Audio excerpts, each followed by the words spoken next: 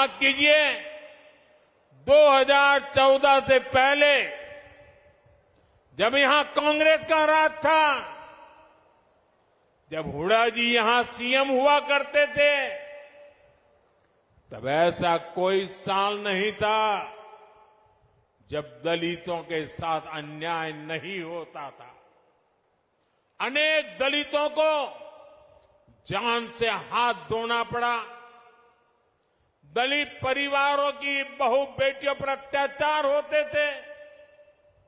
हर कोई जानता था कि दलितों के खिलाफ इस घिनौने खेल को कांग्रेस ही खाद पानी देती है, और जो भी कांग्रेस की दलित विरोधी हरकत के खिलाफ बोलता है, कांग्रेस उसके खिलाफ साजिशें करने लगती है। ये आज हरियाणा का दलित समाज एक बार फिर हरियाणा के अंदर कांग्रेस का जो ड्रामा चल रहा है उसे देख रही है। साथियों, कांग्रेस ने हमेशा ही दलित, ओबीसी और आदिवासियों को भागीदारी से वंचित रखा है। ये तो बाबा साहब आंबेडकर थे जिन्होंने दलितों को आरक्षण दिया, वरना ओबीसी की तरह दलितों को भी अपने हक के लिए कांग्रेस की हार का ही इंतजार करना पड़ता। जब जब कांग्रेस सरकार से दूर रही है, तब तब गरीबों को, एससी, एसटी, ओबीसी को उनका हक मिला है, और जब जब कांग्रेस सरकार में रही है, उसने दलितों, पिछड़ों का हक छीना है। कांग्रेस के शाही परिवार से जो भी प्रधानमंत्री बना, उसने हमेशा आरक्षण का विरोध किया है। आरक्षण का विरोध, आरक्षण से नफरत, ये कांग्रेस के डीएनए में है। इसलिए आज भी हम देखते हैं कांग्रेस के शाही खानदान की चौथी पीढ़ी भी आरक्षण को हटाने की बात कर रही है। आपको कांग्रेस की आरक्षण विरोधी चालों से सावधान रहना है। साथियों, बीजेपी ने दलित, ओबीसी और आदिवासियों को सही मायने में भागीदारी दी है। वंचित और पिछड़े समाज के हर व्यक्ति को भाजपा ने हमेशा आगे बढ़ाया। कांग्रेस ने किस तरीके से 55 साल राज कर जनता को हमेशा दुख में ही रखा है और जनता हमेशा परेशान रही है, और 10 साल के राज में नरेंद्र मोदी जी ने जो कार्य किए हैं वो भी सब जनता के सामने हैं। ये वर्तमान में जो चुनावी माहौल है ये उसी का एक हिस्सा है, और प्रधानमंत्री जी ने जो बात आज 370 को लेकर के कांग्रेस के ऊपर, विपक्ष के ऊपर निशाना साधा है, तो निश्चित रूप से लगता है कि कहीं ना कहीं आज भी कौरव और पांडव की लड़ाई ये चल रही है। दलित लेडीज है कुमारी शैलजा, उनका अपमान किया गया है स्टेज से, तो ये बहुत ही गलत चीज़ हुई है। ये दलितों का पहले भी अपमान कर चुके हैं, और अब फिर तो इलेक्शन है तो इलेक्शन लड़ो, तो क्या उसमें दलित के लिए क्यों आप आपत्तिजनक शब्द यूज करते हो? प्रधानमंत्री नरेंद्र मोदी हरियाणा आते हैं, चुनावी रैली को संबोधित करते हैं, और इस चुनावी रैली में कांग्रेस पर निशाना जमकर साध जाते हैं। इस बारे में बातचीत करते हैं कुछ लोगों से। क्या कुछ कहना चाहेंगे? प्रधानमंत्री नरेंद्र मोदी आते हैं हरियाणा में, चुनावी रैली करते हैं, कांग्रेस पर निशाना साधा, सुना आपने? सर, सुना मैंने। सबसे पहले तो मैं कमल जी का, चैनल का, करनाल ब्रेकिंग न्यूज़ का बहुत बहुत तहे दिल से धन्यवाद करता हूँ। और दूसरा, जैसा कि नरेंद्र मोदी जी ने आज कांग्रेस के ऊपर निशाना साधा है और ये कहा है, इसमें जनता 10 साल से देख ही रही है कि कांग्रेस ने किस तरीके से 55 साल राज कर जनता को हमेशा दुख में ही रखा है और जनता हमेशा परेशान रही है, और 10 साल के राज में नरेंद्र मोदी जी ने जो कार्य किए हैं वो भी सब जनता के सामने हैं। और जो उन्होंने, कांग्रेस ने दामाद या बेटा, जो भी उन्होंने राजनीति की, आज तक परिवारवाद की राजनीति की है, जो नरेंद्र मोदी जी ने कहा है, बहुत सही बात कही है, इससे मैं पूर्ण रूप से सहमत हूँ। क्या कहना चाहेंगे? प्रधानमंत्री मोदी जी हरियाणा आए थे, सुना आपने? क्या कुछ कहा उन्होंने? हमारे जो प्रधानमंत्री श्री नरेंद्र मोदी जी हैं, भारत माँ के लाडले हैं। और भारत माँ के लाडले नहीं है, इस देश की हर माँ हर भारतवासी के लाडले हैं। और हरियाणा की भूमि इस पर जहाँ धर्म युद्ध हुआ, न्याय और अन्याय, सत्य और असत्य, इन दोनों के बीच में एक प्रकाष्ठा हुई। और यही वर्तमान में जो चुनावी माहौल है ये उसी का एक हिस्सा है। और प्रधानमंत्री जी ने जो बात आज 370 को लेकर के कांग्रेस के ऊपर, विपक्ष के ऊपर निशाना साधा है, तो निश्चित रूप से लगता है कि कहीं ना कहीं आज भी कौरव और पांडव की लड़ाई ये चल रही है। और 370 जो है कश्मीर भारत का एक अभिन्न हिस्सा है, भारत माता का ही एक बेटा है। उससे को अलग करने की ये बात जो है विपक्ष के लोग करते हैं, लेकिन भारत की जनता इस बात से अच्छी तरह समझ चुकी है। इतने वर्षों तक जो अवेयरनेस भारत के लोगों में नहीं थी, 370 तोड़ने के बाद जो भारत का हर वासी, इस भारत माँ का हर लाडला हर लाडली जिस प्रकार से अवेयर हुए, तो निश्चित रूप से लगता है कि वो नरेंद्र मोदी जी के साथ हैं।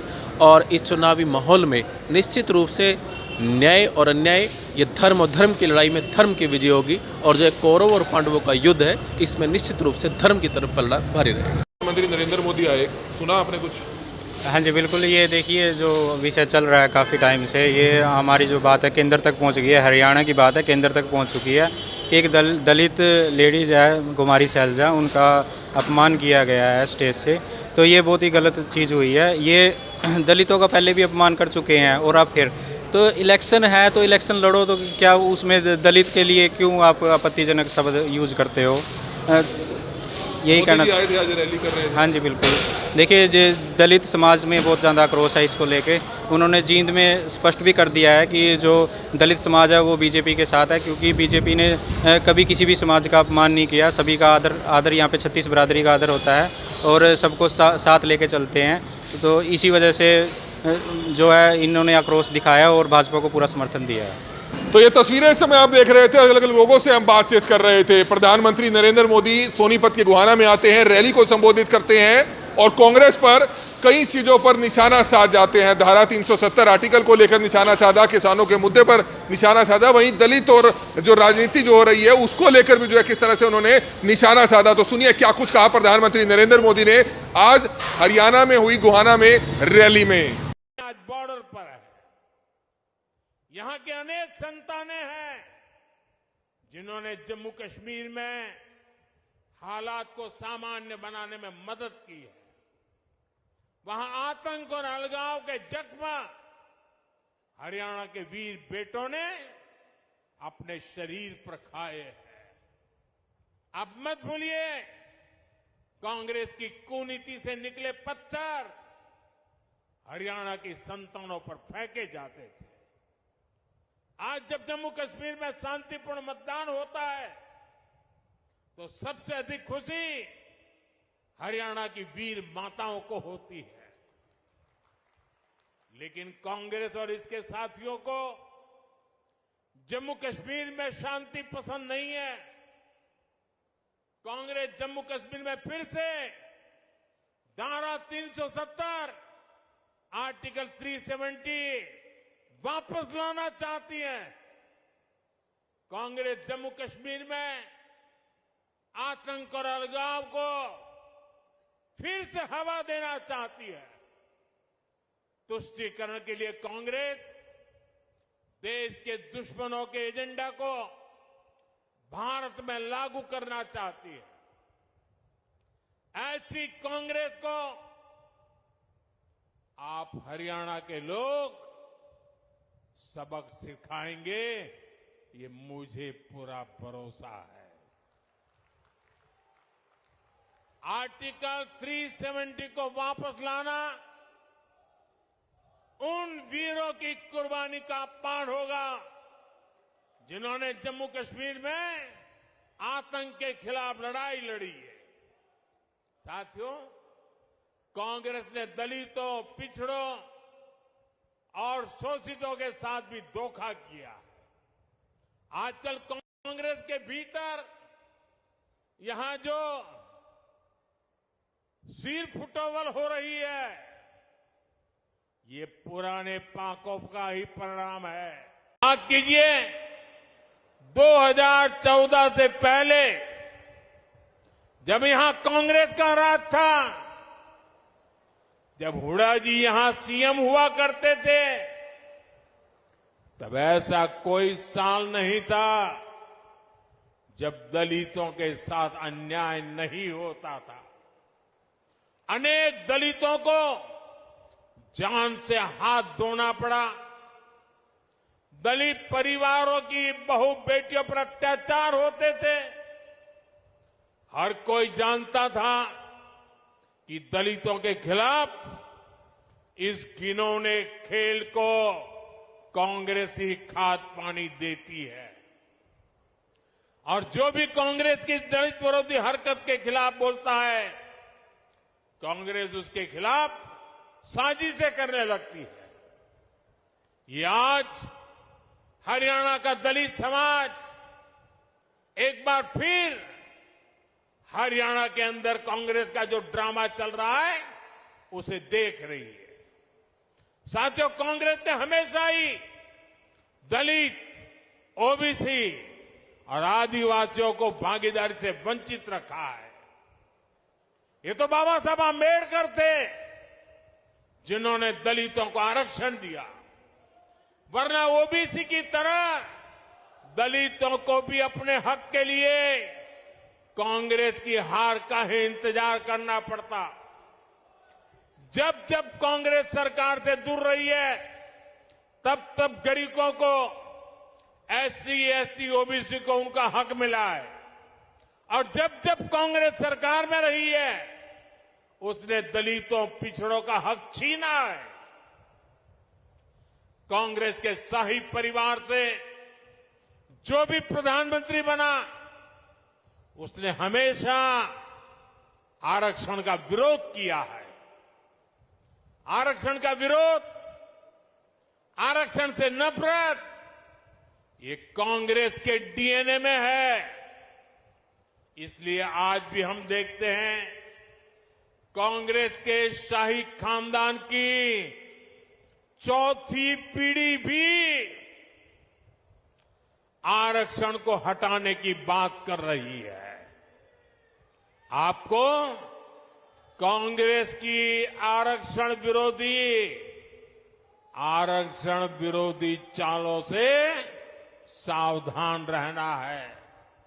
साथियों, बीजेपी ने दलित, ओबीसी और आदिवासियों को सही मायने में भागीदारी दी है। वंचित और पिछड़े समाज के हर व्यक्ति को भाजपा ने हमेशा आगे बढ़ाया। कांग्रेस का शाही परिवार देश का सबसे भ्रष्ट परिवार है। और जब हाईकमान भ्रष्टाचारी है, तो नीचे फिर लूट का खुला लाइसेंस मिल ही जाता है। याद कीजिए, 10 साल पहले जब यहां कांग्रेस की सरकार थी, तब क्या होता था। आज जो नए वोटर है ना, 18 साल 20 साल के, उन्हें तो पता तक नहीं होगा कि 10 साल पहले हरियाणा को कैसे लूटा गया था। तब हरियाणा में किसानों की जमीन को जम करके लूटा गया। कांग्रेस ने हरियाणा को दलालों और दामादों के हवाले कर दिया था।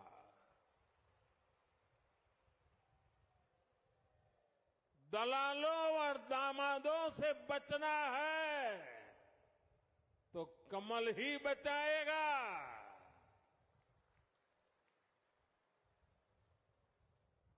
किस किस कांग्रेस नेता पर आरोप लगे हैं, ये आप अच्छे से जानते हैं।